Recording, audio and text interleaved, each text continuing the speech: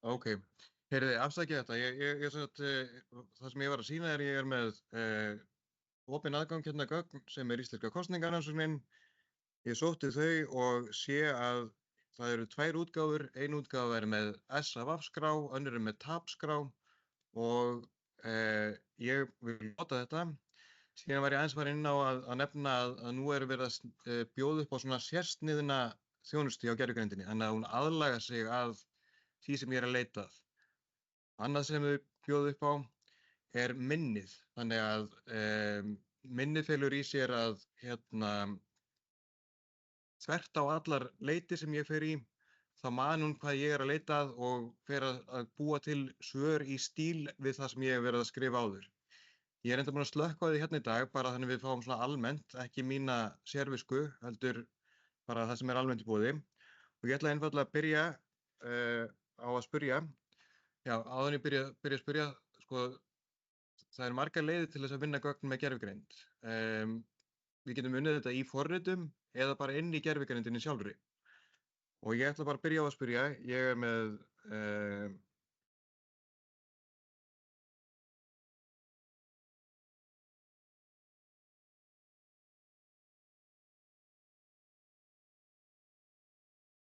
fáum bara leiðbeiningar hvernig á að opna þessi gagnaskjöl ef þetta er í einhverju formati sem við höfum ekki vanist að nota. Ok, og hér fæ ég strax að SAVAF, það er SPSS-skrá og TAP er hérna svona afmörkuskrá sem að væri þátt að nota í eitthvað svona töfluvinnsluforriti. Og við sjáum líka að gervigreindin hefur ekki aðgang að SPSS-forritinu. Þannig að í staðinn fyrir að opna þetta í SPSS, þá er hún hérna með leiðbeiningar hvernig á að opna SPSS-skrána í öðru forriti sem er þá R í þessu tilfelli.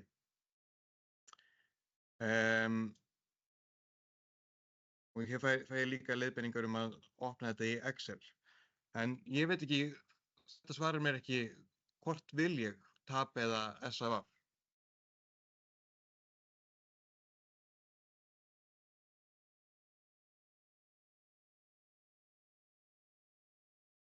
Og þetta er í raun og veru svona bara endurtekið ferli. Ég er bara að spyrja einfaldar spurningar til þess að fá hvert er næsta skrefið mitt. Og þetta getur verið einfalt og flókið. Það sem að gervigreindin er mjög góð í að lista upp svona kosti og galla og svona afmarkaða vinnslu. Ég held að þið hefur væntanlega flest prófað að spyrja eitthvað hvað er í fréttunum í dag, þá fær maður ofta eitthvað algjört bull, en svona afmörkuð kerfisbundin hegðun er styrkleiki gervigreindarinnar. Þannig að þetta er rosa mikið að taka út einhverja svona forritunarþekkingu sem hefur kannski þurft mörg ár til að læra áður og bara við fáum þetta bara hérna með nokkrum einföldum spurningum. Ok, og ég svo sem ætla bara að sleppa þessu af því ég veit nokkurn veginn svarið að TAP-skjalið það mun bara sýna mér talnagildi sem er einfalt upp á ýmsavinnslu á meðan að SPSS-skrán hefur þessa flóknu gagnuppbyggingu þar sem eru með talnagildi og merkimiða ofan á. Ok, þannig ég ætla að prófa bara að byrja á að opna TAP-skjalið og mér langar að vita hvernig opna ég þetta í Excel.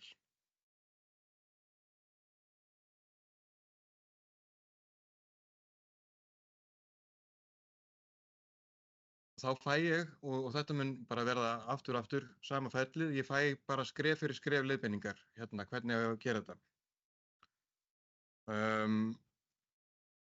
Og við skulum prófa hérna.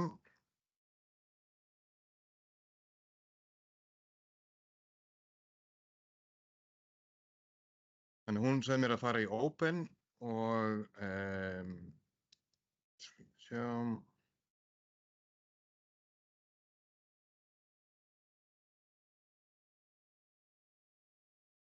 Ég fer bara að finna möppuna sem ég er með þetta og hér er allt tómt vegna þess að hún er að leita all Excel files. Þetta voru svo ekki upplýsingar sem komið fram en ég fer bara í all files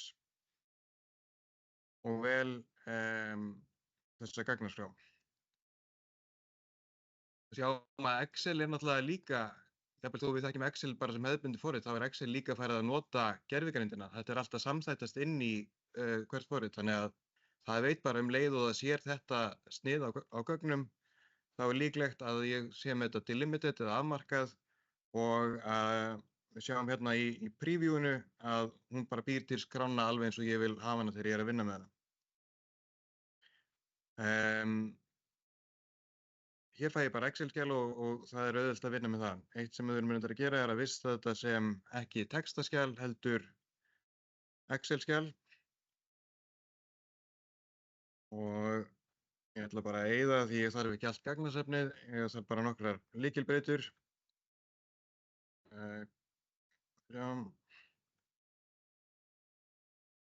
Ok, og þetta bara svona nokkuð hefðbundin uppsetning á skjali. Og ég get bara gert hvaða skipur sem og við getum verið að reikna meðaltal og eitthvað svolítið. Ég gerir ráð fyrir að flest ykkar kunni það, en prófum að gera þetta aðeins flóknara. Ég hérna með A-útgáfu af skjalinu.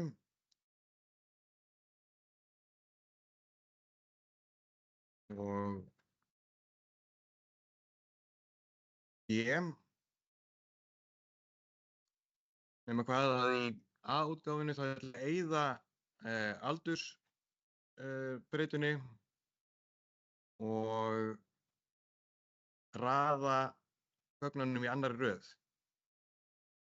En nú er ég búin að breyta röðinni, þannig ef ég myndi kopíera aldursstálkinn úr P-skjalinu, þá myndi rangir reitir fara á rangan einstakling. Og ímyndum okkur að ég væri með hérna A- og B-skjalið, ég þarf að finna fyrir þetta auðkenni þarf ég að finna í annarri töflu hérna gildi á ákveðnu breytu. Þetta er algengt vandamál sem er mjög gott að vinna í Excel. Og nú er þetta bara eins og ég sé að lýsa mynd fyrir málara sem getur ekki séð hana sjálfur. Þannig ég þarf bara að skrifa nákvæmlega hvert vandamálið er í orðum og vona að Excel bjóði mér upp á lausn. Þannig að því ítarlegri skýringu sem ég býð upp á, því betra verður svarið. Ég segi bara, ég er með Excel skjal með A, sheet,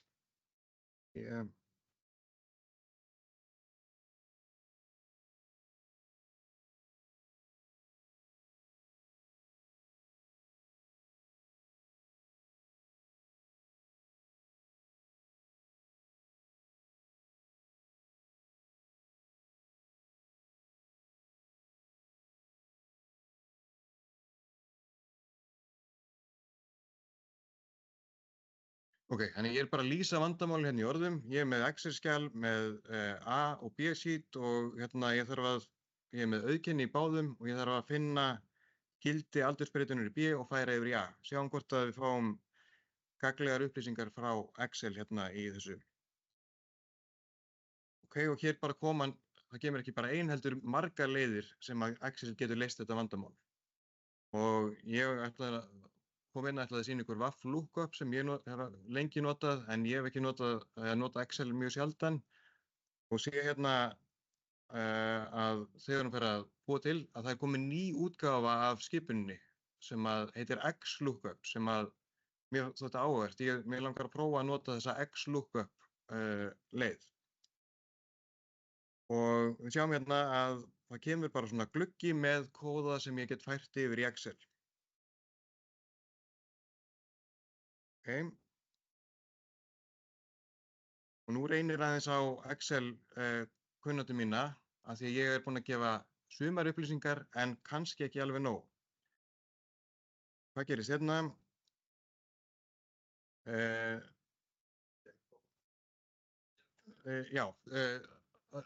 Sem sagt, ég er með enska útgáfa af Excel, þannig ég er með kommur í staðinn fyrir semikomur, en ef þið væruð að vinna þetta þá væri þetta væntanlega semikomur en ekki komur á milli. En hún segir ekki fundið og hvað gerist þá? Ég geti þurft að hérna, spyrja nokkra spurninga en að því ég var búinn að undirbúa þá sé ég að vandamálið er að ég er ekki að leita í B-dálki, heldur þarf ég að finna aldurinn sem er geymdur í L-dálki, ekki í B. Þannig að þá segi ég bara hérna, ég vil nota X lookup. Auðkenni er í B-dálki í báðum sítum.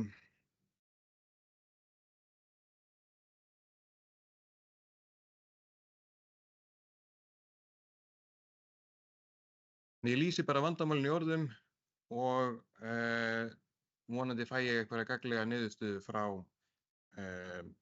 hérna ChatGPT, skulum við sjá. Þannig að, ok, ég sé hérna, hún er að leita í reit B2, þann verður blámertur hérna, en ég sé ekki vegna þess að, ég sé ekki hvað hún er að leita vegna þess að það er, ég er að horfa á A-sítið, en ég vil leita í B. En ég sé hérna að því ég þekki svona nokkurn veginn hvernig það virkar, hún er að leita í B-sít, í dálki B, að B-sít dálkur L. Hvað fæ ég þar? Ég fæ 25 fyrir þennan einstakling. Það virðist passa, er það ekki? Við erum að skoða kosningar hans núna 21 og manneskjan er fædd 1996, þannig ég virðist hafa fengið rétt gildi.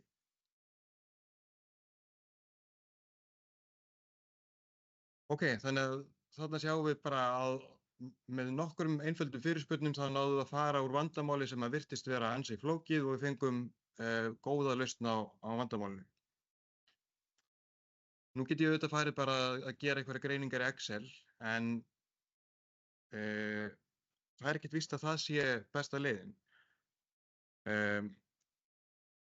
Ég geti alveg hugsað mér að, maður sjá,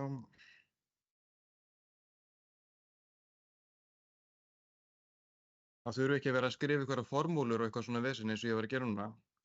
Þá langar mig að prófa að hlaða bara skjalinu beint inn í Excel, nei inn í ChatGPT.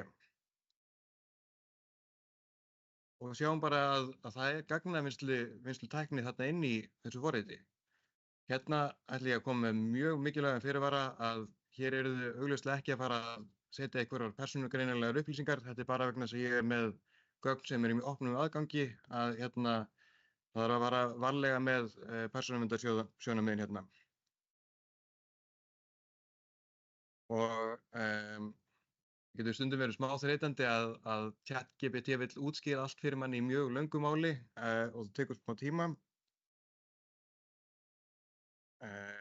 Og hérna sé ég líka að hún er að svara spurningunum sem ég var að gera áðan. Hann greinilega hefur dregið það ályktun að ég gat ekki leyst þetta með XLOOKUP sem er, ok, en við vorum búin að leysa það.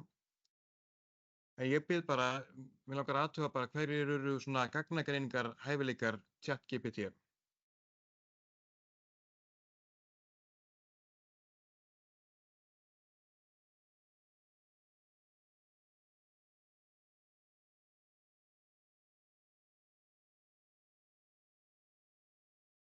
Ég bara bið í orðum að fá stöplarit sem sýnir aldursdreifingunum. Sjáum hvort að hún geti gert það.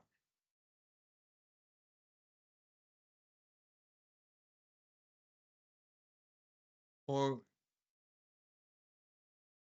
voilà, hér er bara myndin komin. Ég þarf ekkert að kunna að gera, ég þarf bara að vita hvað mér langar að fá. En þetta er auðvitað, hérna, það er ákveðinni takmarkanir að mér langar kannski að breyta einhverju hérna í þessu. Þá spyr ég einfaldlega, hvernig get ég gert sambærilega mynd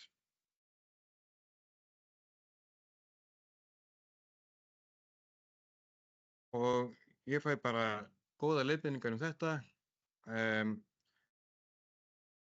Eitt varðandi þessar leiðbeiningar að ChatGPT hugsar eins og tölva.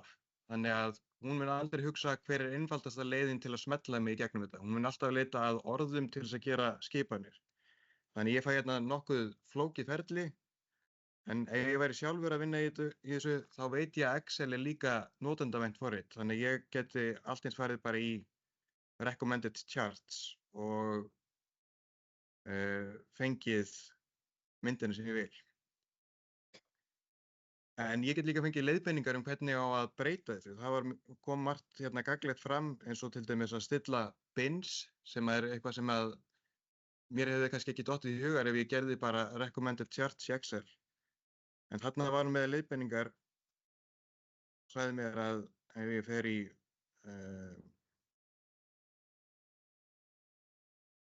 format Axis, þá get ég valið hérna að gera 10 jafnstóra hópa, sem er mjög gagnlegt fyrir mig. Nú er ég með bara aldursdreifinguna í 10 súlum sem er miklu betri mynd heldur en að hafa þetta í 19 súlum eða hvað svo sem ChatGPT valdi. Þannig að það veltur aðeins á því bara hvað maður vill gera. Vill maður hafa svigrúmi til að stýra sjálfur gagnavinnslunni, myndvinnslunni, hvað það er. Einfaldasta leiðin getur verið bara að henda gögnunum inn í gervigrindina og biðja það sem mann langar í.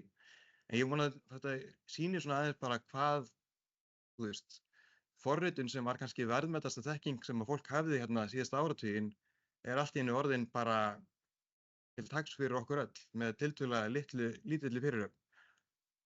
Og þetta svolítið mikið bara þannig að æfingin skapar meistarann. Að læra að spyrja réttar spurninga hérna listin. Ok, þetta var ákveðið gagnlegt en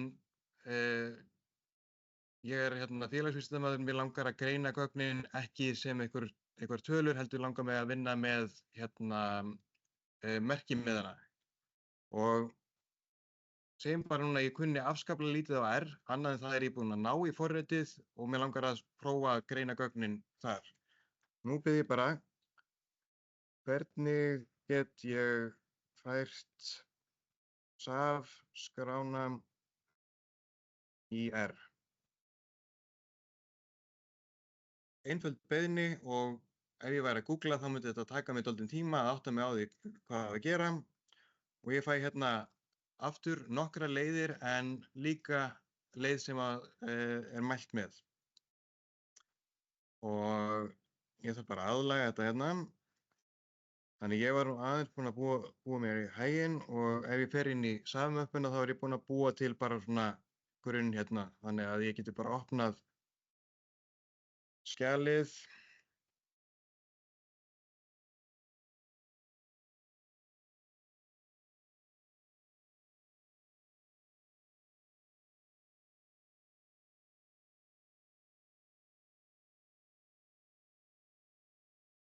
Og ég bara set kóðan yfir og get prófað að keyra þetta. Og hérna fæ ég strax villu. Og hver er villan? Hún er augljós fyrir mér af því að hér segir bara að ég er hlaðinn skrá.saf. En ég fæ villu vegna þess að það er engin skrá sem heitir skrá.saf. Ég þarf að fara í gögnin og finna út hvað skráin heitir í raun og veru og skipta út þessu og við sjáum að núna tókst að lesa inn gögnunum, þannig að nú er ég með það vistað í R. En ég get gert hagnýtt mér gervigrindina miklu betur vegna þess að ég sótti gögnin í þennan opna aðgang og þar fylgir með kóðanubók sem er frábært vegna þess að ég nenni ekki að lesa gegnum heila kóðanubók en fyrir gervigrindina tekur þetta 10 sekúndur. Þannig ég einfaldlega hleð kóðanubókinni inn í gervigrindina. Hún byrjar að lesa og hún fer að skýra eitthvað út. Hún heldur að ég sé ennþá að lesa sama vandamál sem er ekki það sem ég er að biðja um. Þannig ég þarf að bíða eftir hún svari því og þá spyr ég hvernig fæ ég tíðnitöflu yfir flokk gosin 2021. Gervigrindin er þarna bara að leita hvað að breyta það, þú veist, ég þurfti ekki að orða þetta eins og er orðað í skránni, heldur bara er hún að leita þessum upplýsingum í skjalinu og ég vona að þessi greining taki ekki langa tíma.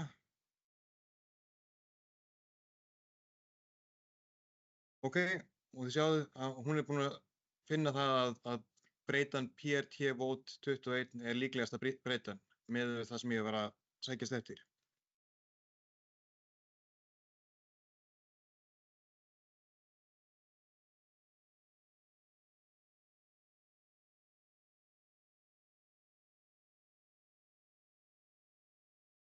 Ok.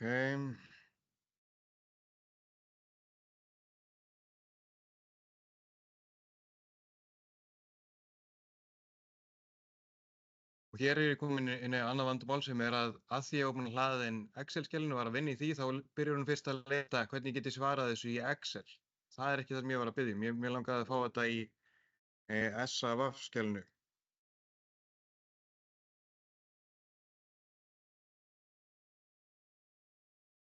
Þannig ég þarf að vera mjög skýr varðandi þær leiðbeiningar sem ég gef gervigreindinni til þess að hún fari ekki að finna sínar eigin leiðir að vandamálinu.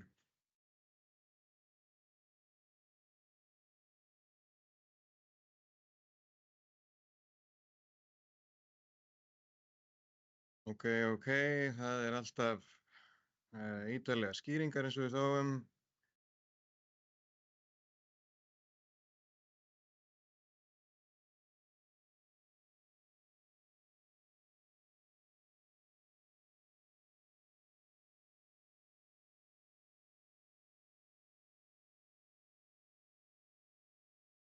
Ok, þegar ég er búinn að, venjulega er ég með kveikt á minninu og ég er búinn að segja henni leiðbeiningar, ég vil ekki fá þessar endurteknu skýringar á sama vandamálun aftur. Þannig að þá gengur þetta skilvirka fyrir sig vegna að hún veit að þetta er Hafsteinn, hann kann á R-forritið, það eru ekki leiðbeiningar um þetta og hitt. En núna er hún að endurteka það, en hér fáum við bara kóða og prófum að gera þetta.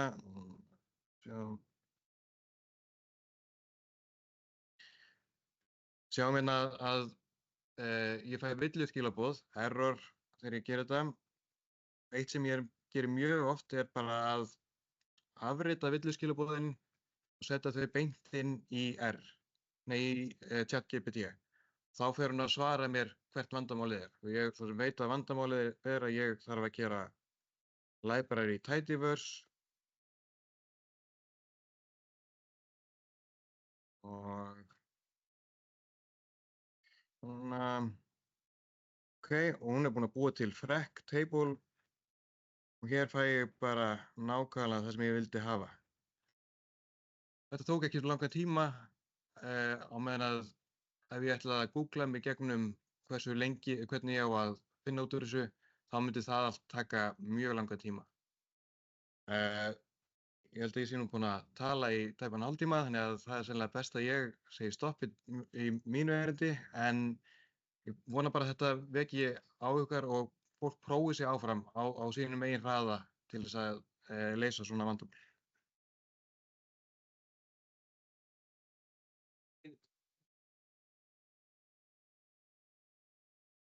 Margir hafa lært ýmist þessu og það var gaman að sjá hvernig hún notar þetta. Helgi Sigurðsson er kominn frá Landsbókasafni og ætlar að segja okkur aðeins frá gervigreind í heimildaleit og heimildarnotkun.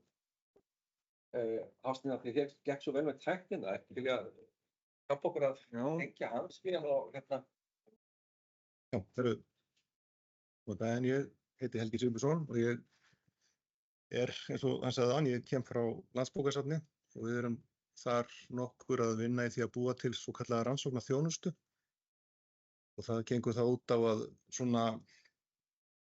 reyna svolítið að byggja brýr á milli Landsbókasafns og Háskólans og reyna aðstoða það sem við getum í rannsóknum og í heimildum fyrir það. Þetta er, snert í einhverja línu, en þannig. Þetta er á byrjunar, í byrjun hjá okkur, þannig að við erum bara að þróa þetta. En ég hef svolítið tekið að mér að kynna mér gervigreindina og hef mikinn áhuga á þessu. Og hvernig hægt er að nota hana í heimildaleit, því að það er í raun og veru ýmislegt sem við vitum að er ekkert voðalega sniðugt með það.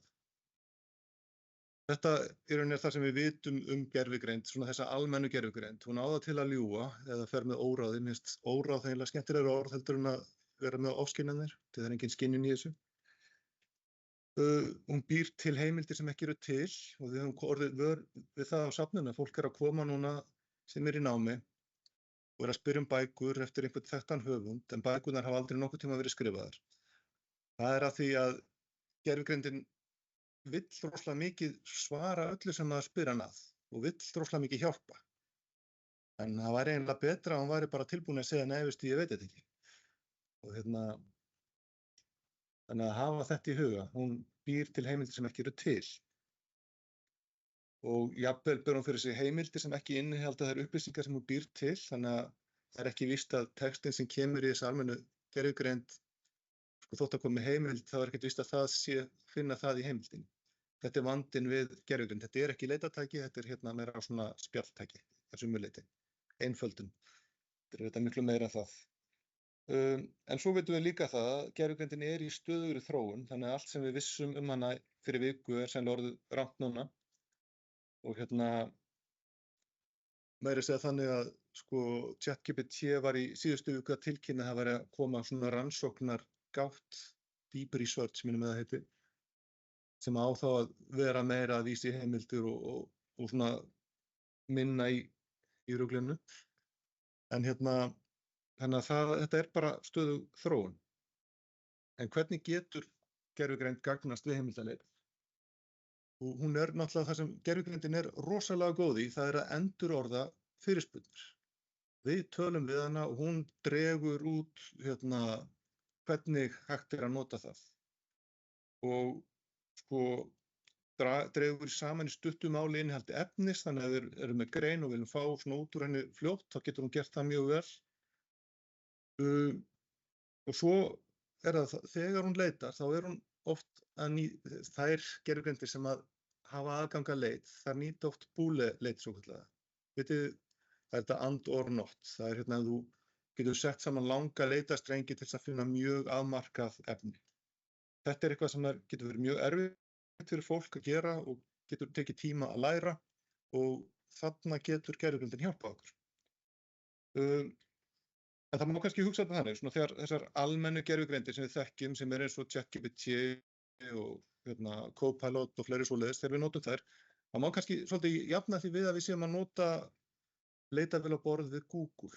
Svona almenna leitavél, hún er ekkert endilega að gera upp á milli góðra heimilda eða slæmra eða neitt svoleiðis og er rosalega góð í mörgu en engin snillingur endilega í mörgu heldur, sko. Og það hins vegar, sko, og svo er það líka það að gervigreindir margar hafa ekkert aðgang að vefnum, hafa ekki endilega aðgang að nýjasta efninu. Ég man til dæmis þegar ég var að byrja að prófa ChatGPT, það var bara ChatGPT 3.5 þá, og maður spurði hana sko COVID-faraldurinn. Þá hélt hún því fram að hann var ennþá í fullum gangi, einfaldlega út af því að hún hafði aðgang að netinu til 2022, ekki lengra en það. Þannig að maður þarf alltaf að hafa svolítið varan á í þessum málum, sko. Nú, svo er það annað stórt atriði varðandi þegar við tölum rannsóknir og það er það að gervigreindin hefur ekkert endilega aðgang að nýjasta efninu og mjög líklega er svona fræðiefni er margt á bakvið eða svona lokaðan greiðsluveggi og gervigreindin hefur ekkert aðgang að því. Eða þessi almenna. Og þess vegna getur gervigreindin hentað heldur illa í heimildavinnu. Hins vegar, þá náttúrulega eru til fullt af gervigreindum sem verið að þróa og eru komnar út sem eru sérhæfðar í því að finna og vinna svona fræðiefni og leita því. Og eru bara nokkrar, ég hef kynnt mér sumar af þeim, aðrar minna. Er endalaust mikið til að, en ég hef prófað consensus.app, hafið þið prófað það eitthvað? Scopus AI, hafið þið prófað það? Web of Science Assistant? Nei, ProQuest, hún er ekki komin. Elicit, eitt þarna. Perplexity? Nei, Research Rabbit? Ok. Og fá 10. En sem sagt, þetta eru gervigreindir sem eru oft margar hugsaðar þannig að þær sjá að orða leitina og svo er eitthvað leitar viðmót, þannig að hún fer með leitina og finnur út úr henni, fær niðurstöður sem er síðan farið í gegnum og endurorðað og farið smá svona upplýsingar niðurstöðurnar eitthvað svoleiðis og svo færðu greinar sem að koma fram í leitinni. Nú, hérna sjáum við til dæmis elicit og nú veit ég ekki þetta er ekki alveg sæmilega skýrt. Bara lítið vídeo, ertu með elicit, þú skráir eitthvað inn þarna og til dæmis bara, þessi tæki vinna mörg á svipuðum nótum, þau nýta hæfileika gervigreindarinnar til að endurorða fyrirspurnina og beita því á leitina. Eftir það taka þau saman upplýsingar úr efninu sem þær fundu og draga saman í stutta upplýsandi texta. Elicit, þessi sem dæmi, birtir samantekt úr 4 helstu heimildunum, en svo koma leitaniðurstöður fram í töflu, þegar þetta er komið, þar sem hægt er að sjá útdrátt hverjar greina fyrir sig og fleiri gagnlegar upplýsingar greinarnar. Það er hægt að sjá hversu margir vísuðu í þær og það er hægt að bæta við þessa töflu töluvert magni af efni, til dæmis svona rannsóknar aðferð, leitaniðurstöður og fleiri svona nauðsynlegar upplýsingar. Sjáum hvernig þetta lítur út og ef maður síðan klikkar á grein þá opnast greinin ef hún er aðgengileg eða bara staðurinn þar sem hún er á. Og þetta getur gagnast við að finna heimildir sem að henta vel og þá yfirleitt eru það að fá mikið svona nákvæmari niðurstöður heldur en að maður væri á bara að fara beint inn í gagnarsöfnin sem maður gerir, sko, því það þetta svona er svolítið í rauninni þarna eru margar leiðir að fara fram í einu og því að gervigreindin endurorðar spurningun og spyr í staðinn fyrir að senda eina fyrirspurn í loftið, það eru kannski 10 fyrirspurnir á bakvið þessi svörunar. Nú, svo þetta var elicit. Svo er annað mjög skemmtilegt forrit sem heitir ResearchRabbit.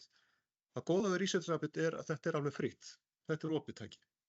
Og þetta er sér hannað tæki til þess að í rauninni að safna greinum. Þannig að ef þið eru að gera yfirlitsgrein eitthvað efni, viljið fá svona ná ykkur í bara rosalegt magn gagna, þá virkar þetta.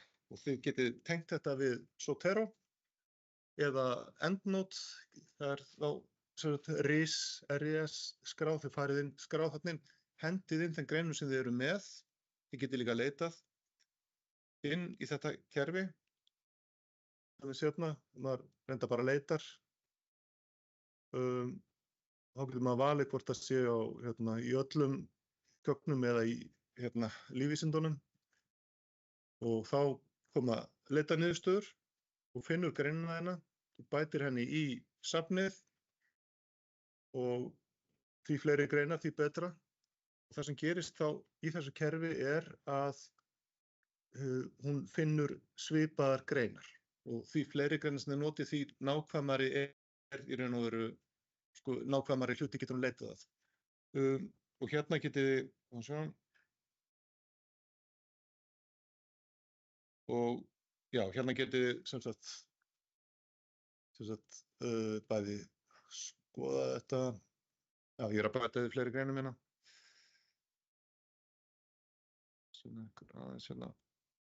Hérna er þá glugginn sem við sjáum hér, sem er þá með svipaðar greinar, 905 þarna, og hún svona stingur upp á svipuðum greinum. Þið getið raðað þessu í tímalínu, þannig að þið sjáðu nýrri greinar og eldri greinar og sjáðu hvernig það tengjast.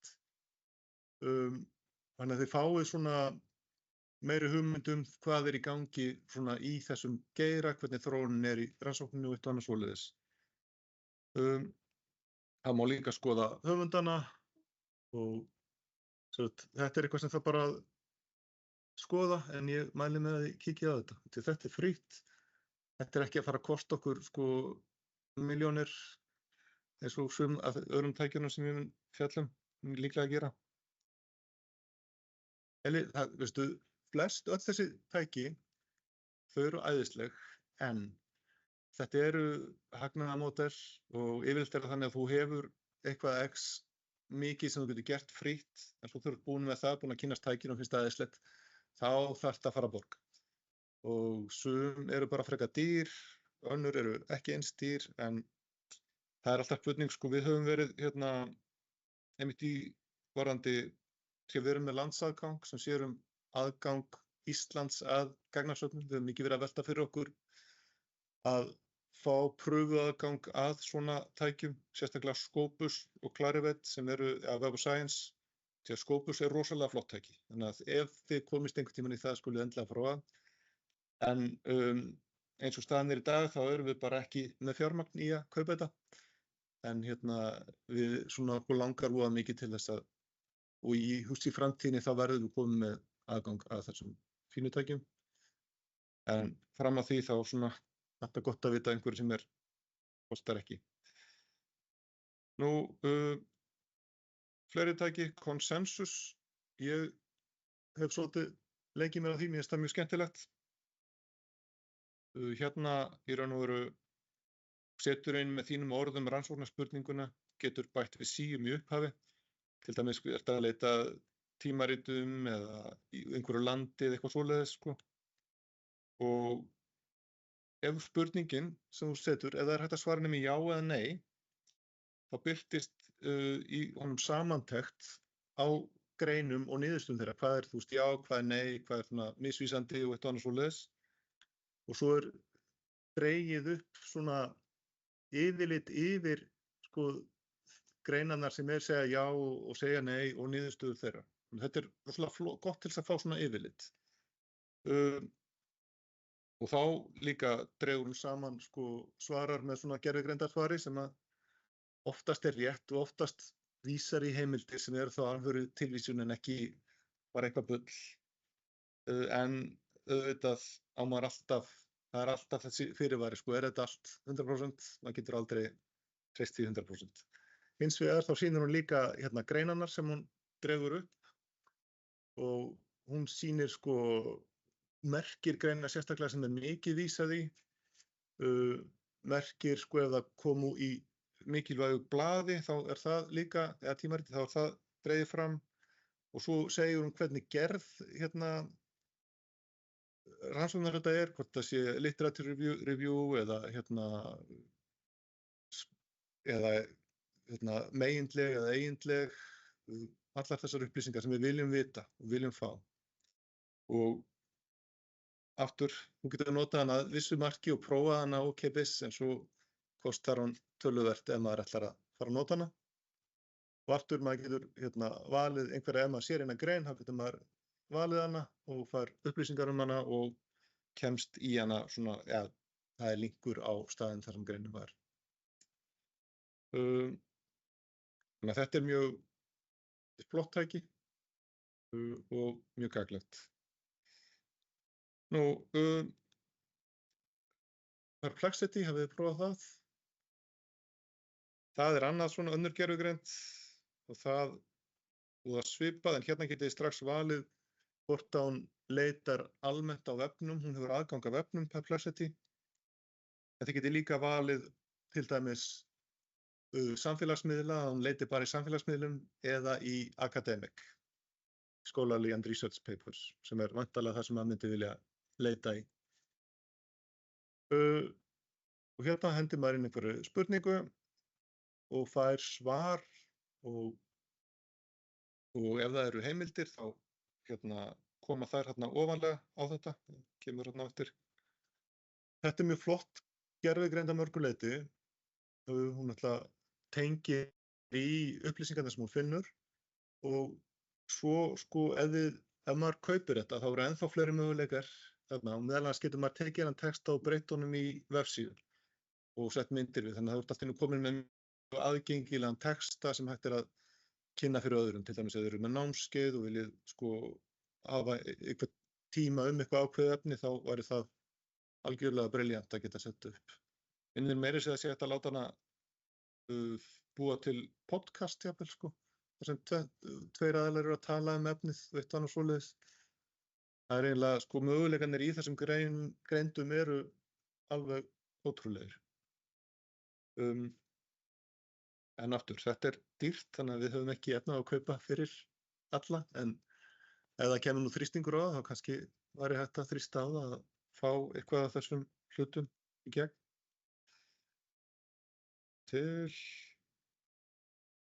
Já, hérna sjáum við til dæmis, ok. Og svo náttúrulega alltaf hægt að spyrja áfram og ítra svarið, eins og maður á alltaf að gera. Nú, tæki sem við viljum endilega fá aðgang að, en höfum ekki aðgang að, það náttúrulega Scopus AI og Assistant, hafið prófað Assistant með Sight. Það líka mjög flott tæki, en virkar allt voða svipað. Ef þið prófið eitt og lærið það, þá svona næstu því má yfirfara það á næsta. Spurningin bara í hvaða gagnasöfnum þetta leitar. Það mjög misjafnt, sko. Maður þarf bara að lesa sér til það. Ég ætla ekki að telja upp hvert leitar því núna. Og Web of Science Assistant líka flott og svo ChatGPT Deep Research sem að koma, sem að ég veit ekki nógu vel mikið en verður áhugavert að kynna sér svona á næstunni.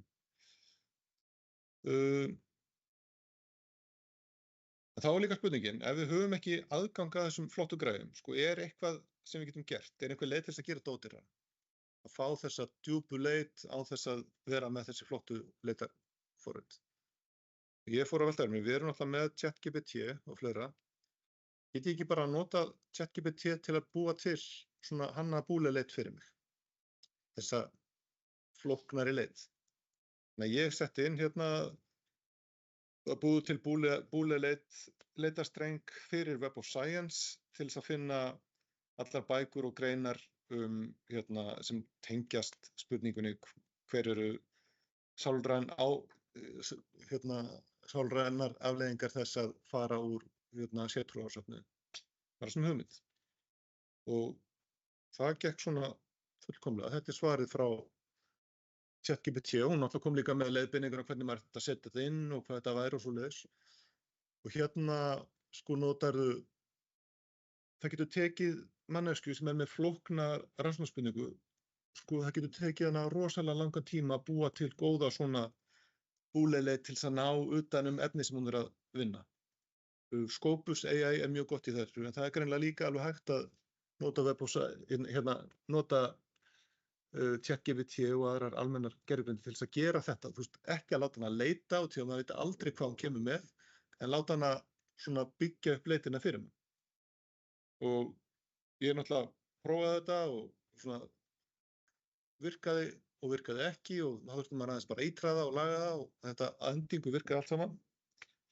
En hérna líka sko því ég valdi að biðja Web of Science, svo gerði ég það sama og baði að gera fyrir Scopus og þá kemur hún öðruvísi, þá notar hún þessar sko takmarkanir, þessar aðferðir sem að Scopus að biðja mann að gera þegar maður að búa til svona leit. Þannig að með þessu í rauninni getum við þá aftur nýtt miklu meira svona flóknari og nákvæmari leitir heldur við höfum kannski endilega verið að gera því að maður nennir nú ekki alltaf að setja sig inn í flóknustu hlutina. Þetta getur bara sparað heilmikinn tíma og maður greinilega getur gert þetta, þá bara kopierar maður þetta, fer inn í þessu Scopus eða Web of Science, þessa aðganga sem við erum með og getur sett þetta inn þar og þá fáið þið fínar nákvæmar leitarniðurstöður. Nú, kostirnir við það að gera þetta svona, það náttúrulega fyrir utan að þarft ekki endilega að kaupa dýrasta tækið, þá maður sleppur við óráðssíðuna, þess að gervigreindin býr ekki til heimildir sem ekki eru til, út af því hún ekki að segja manni neitt, hún bara að búa til leitina fyrir mann. Það tímasparnaður, hún býr til flókna leit, það getur tekið mánuði að búa til góða svona leit ef maður með mjög flókið efni, en gervigreindin getur gert það bara á mjög skömmum tíma. En svo eru náttúrulega ókostir og það alltaf óvíst hversu vel leitastrengurinn gengur í gagnasöfnum. Þetta náttúrulega maður, en aftur, þegar maður með gervigreind þá alltaf að fá eitthvað svona, þú færð fyrsta svarið og kannski leið maður sér svarið þá veit maður, sko, já, ok, ég vill ekki hafa þetta svona. Eða þú veist, það vantar eitthvað þarna, þetta getur verið, þú ert komið með beinagreind að vinna með og það alltaf betra heldur en að vera bara á núllreit í raun og veru. Nú, annað sem gott kannski að ræða í með allar þessar gervigreindir, það að maður getur talað við gögnin. þið kannski sjálfsagt hefur einhver rætt þetta áður. Maður getur hlaðið niður skjölum, flóknum skjölum og spurt svo þau skjöl svona tala við þau, fengið upplýsingar úr þeim. Og þetta hægt að gera til dæmis í ChatGPT örugglega í bara flestu öllum þessum greindum. Það bara velur maður einhver skjöl, eitthvað fjármálaskýrslur, fjármálastöðuleika. Ég hleyði niður og svo bara spyr maður, ef maður hefur spurningar, ef maður telur að síðu þarna í skjölunum, þá getur maður spurt það þarna. Þá leitar gervigreindin í þessum skjölum og vísar til hvar hún fann upplýsingarnar. Og þetta náttúrulega, maður getur líka beðið hann að draga saman upplýsingarnar og allt þetta. Þetta náttúrulega mjög vinnusparandi tími í staðinn fyrir að lesa heila grein eða heilu bækurnar, þá getur maður bara fengið svona stuttan texta og bullet point eða hvað sem maður vill út úr þeim á skamman tíma þarna. Þetta svona, já. Þetta allt sem ekki í neinum áskriftum, þannig að ég bara sýna hvað maður getur gert án þess að vera að kaupa eitthvað. Og það gott að biðja, eins og ChatGPT, það hægt að velja reason eða biðja hann að hugsa áður en hún svarar. Tekur aðeins lengri tíma að svara en svörin eru yfirleitt betri. Eru yfirleitt bara svona nákvæmari. Og sjáum til, já, hérna tók smá tíma fyrir hann að lesa, en þá kemur svarið. Þá dregur hann þetta út úr greinunum og vísar í heimildir. Þetta í rauninni fljótleg leið til að fá miklar upplýsingar.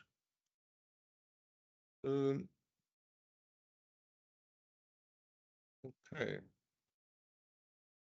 Það kannski mikið annað sem ég tala ég vil kannski benda bara á ennþá fleiri rannsóknartæki. Það alltaf að koma fleiri og fleiri.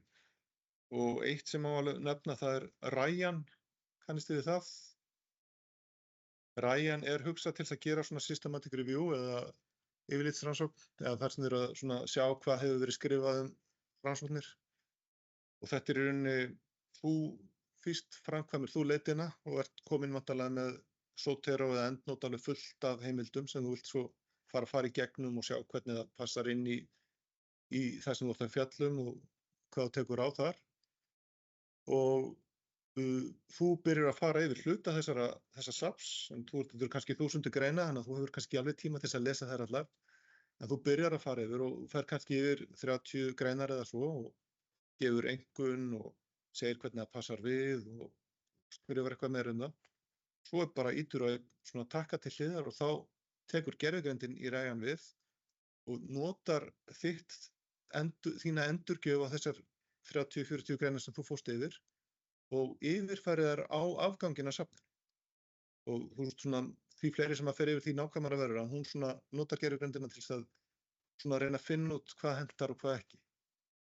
Þetta mjög áhugavert tæki og eitthvað sem að gera sniðugt að skoða. Ég bara í EndNote eða þú þarft ekki hlaða með öllum, en þú ert bara útdrátt og þetta og það hægt að draga út með tækjum, þú þarft ekki að gera það sjálf sko. Þannig að þetta svona helsta sem ég vildi nefna. En